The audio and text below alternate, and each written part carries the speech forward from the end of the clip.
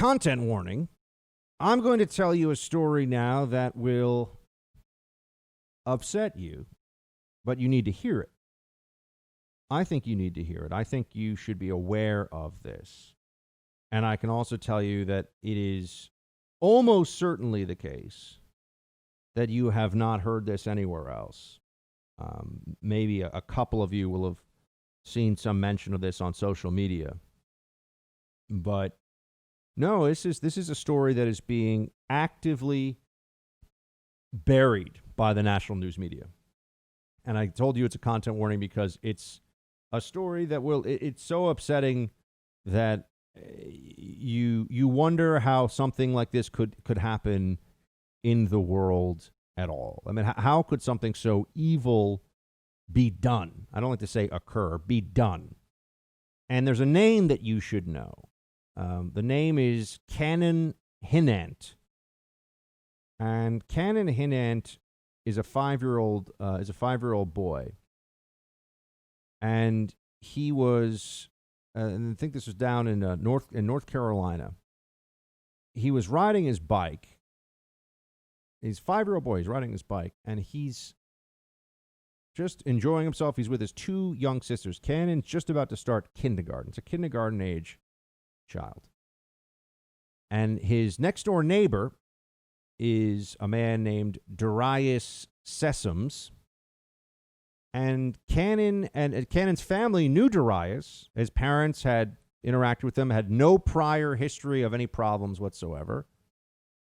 And Cannon was on his little bicycle and went with his bicycle over Darius Sessoms, his next door neighbor's lawn, for a moment. Right? He's a 5-year-old boy. Darius Sessoms went into his house, came out, produced a firearm, and executed 5-year-old Canon Hinant with a gunshot wound to the head in broad daylight in front of his 2 young sisters. Executed him. Just shot him right in the head in front of his sisters, in front of his family. Murdered this young boy. And you say that you hear this, you think, how could this happen? How could any person be so evil, so disgusting? And I don't have an answer for you, friends. I don't know. His sisters were 8 and 7 years old. They just watched their 5-year-old brother. Do you think they're ever going to really recover from that?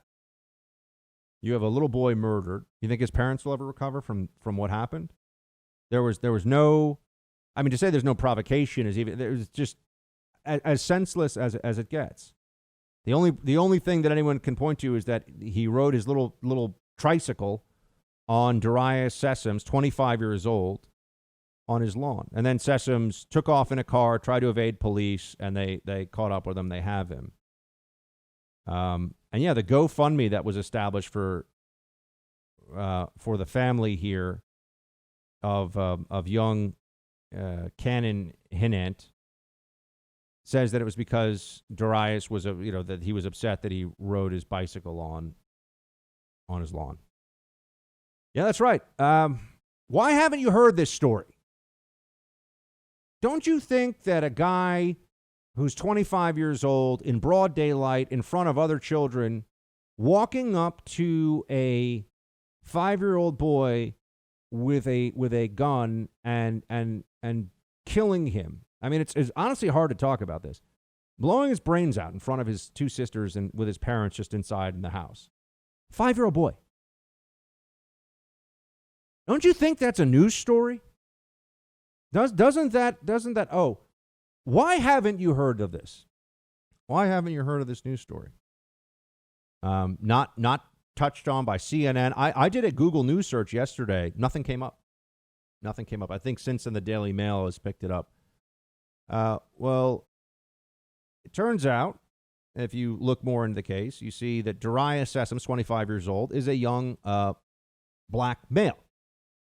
He is a black man. He's 25 years old. And Canon Hinant the 5-year-old is a 5-year-old was a 5-year-old white child.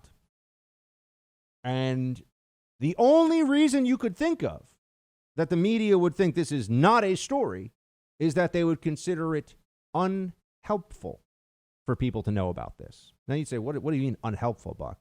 Well, there's a narrative out there right now.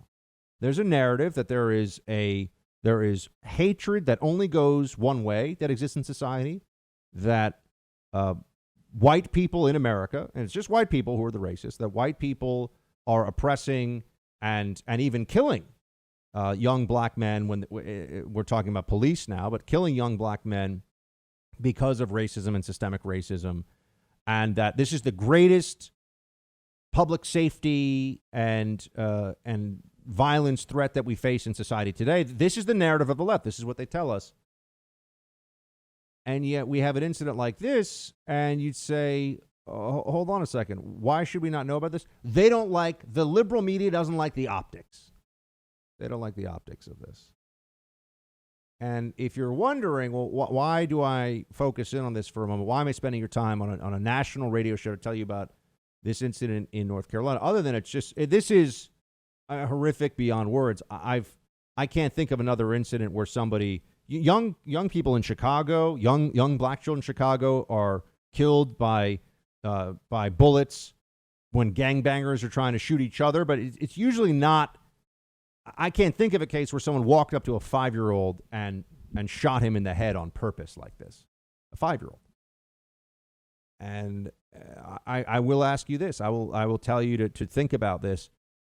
Imagine for a second, because they'll say this is just one person and it has no meaning. Okay, that's what they're going to say. It has no meaning for the narrative.